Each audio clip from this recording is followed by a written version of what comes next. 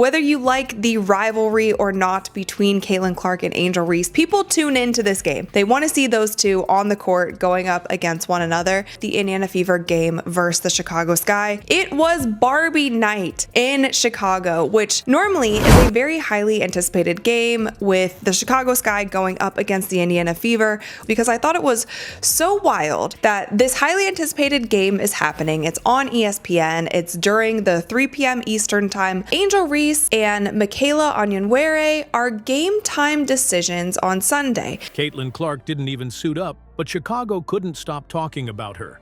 Crowds swarmed outside the United Center for her autographs, creating a full-on Clark convention. Meanwhile, the hometown star Angel Reese, nowhere to be found. Was she really injured, or was there something more to her absence?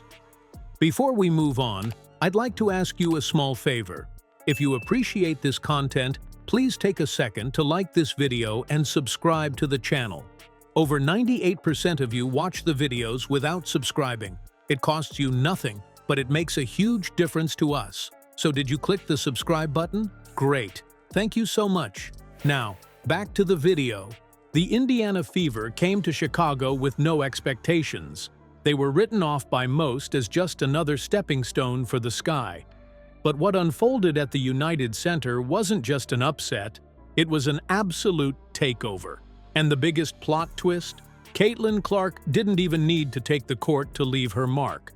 Yet Angel Reese, celebrated as Chicago's centerpiece, was nowhere to be seen. Her absence wasn't just felt, it was glaring, especially when you think about her Reebok tagline.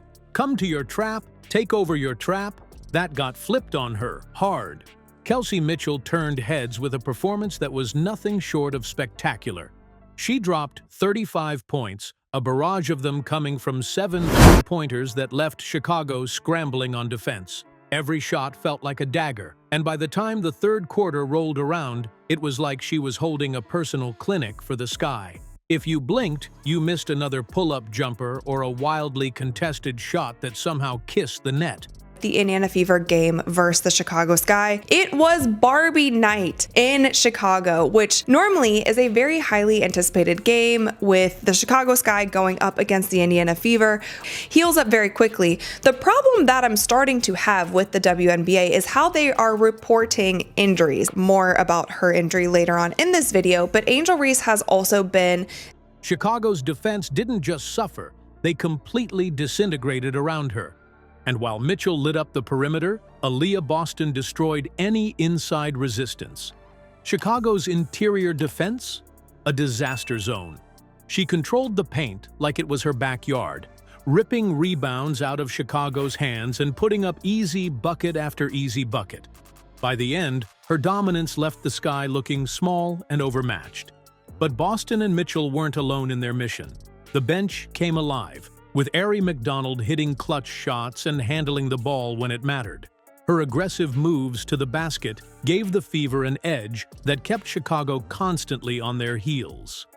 The Fever didn't just play fast, they played smart. They knew Chicago wasn't ready, so they pushed the pace relentlessly, turning every possession into a race. From the coaching decisions to the team chemistry, the Fever showed a level of discipline that's redefining their identity this season. And honestly, it's changing the way the rest of the league sees them. This wasn't just a game, it was a statement. The Fever turned Chicago's pride against them. So, can we even call this a rivalry anymore? Or has Caitlin Clark already moved past Angel Reese entirely? Whether you like the rivalry or not between Caitlin Clark and Angel Reese, people tune into this game. They want to see those two on the court going up against one another.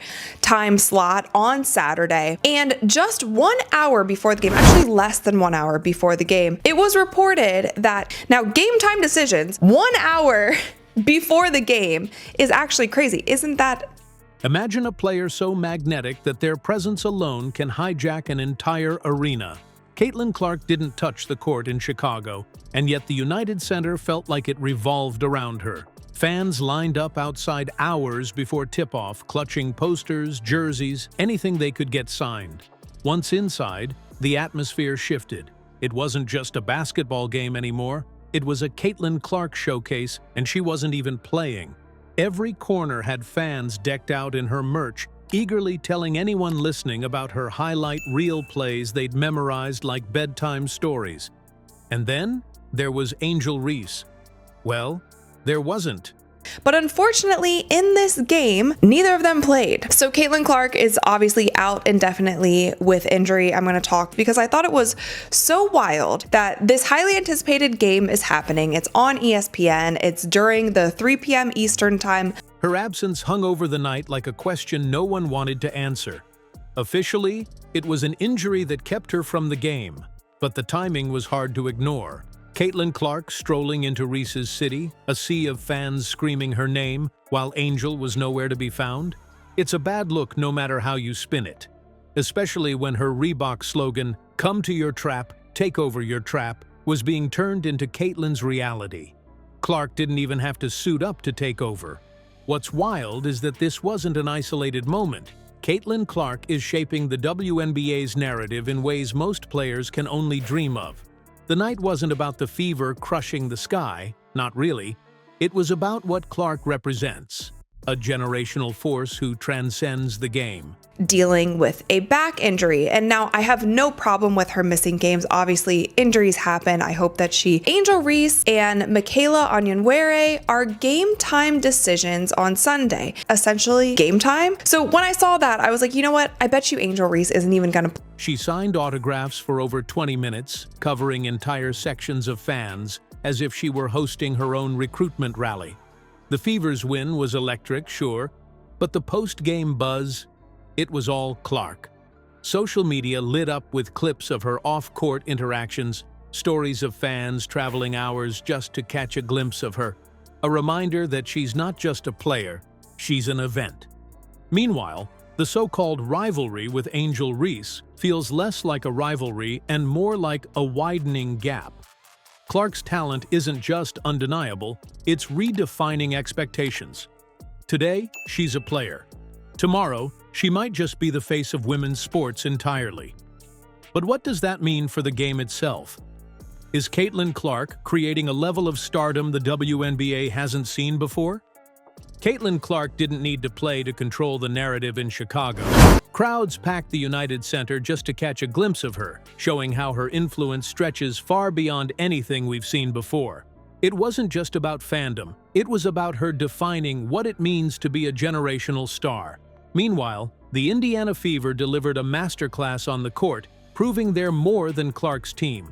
Their depth, chemistry, and focus outclassed the Sky in every way. If this is the direction women's basketball is heading, we're not just watching a season. We're witnessing the dawn of something legendary.